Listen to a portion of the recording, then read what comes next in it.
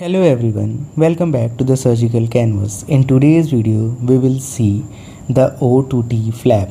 O2T flap is a bilateral advancement flap. There are several prerequisites for this flap design. The first, the lesion should be small to medium sized circular skin defect and there should be adequate skin laxity present nearby. So let's start with this example.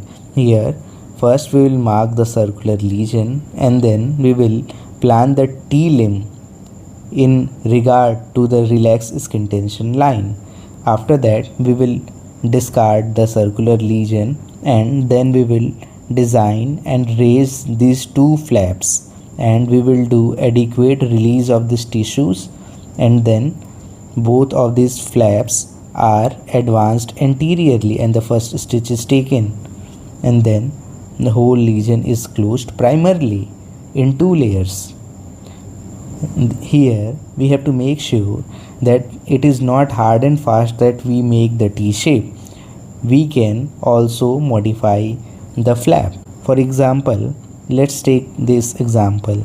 Here we have drawn this circular lesion and the T-limb is not perpendicular. T-limb is just following the relaxed skin tension line. So here the final scar appear like a Y. So there is no hard and fast rule to make a proper T. Similarly, we can also go for modified double O2T flap. The principle remains the same, but here instead of one we make 2T, one on this side and the other on this side. So total 2 T's are formed. The principle remains the same. Thank you.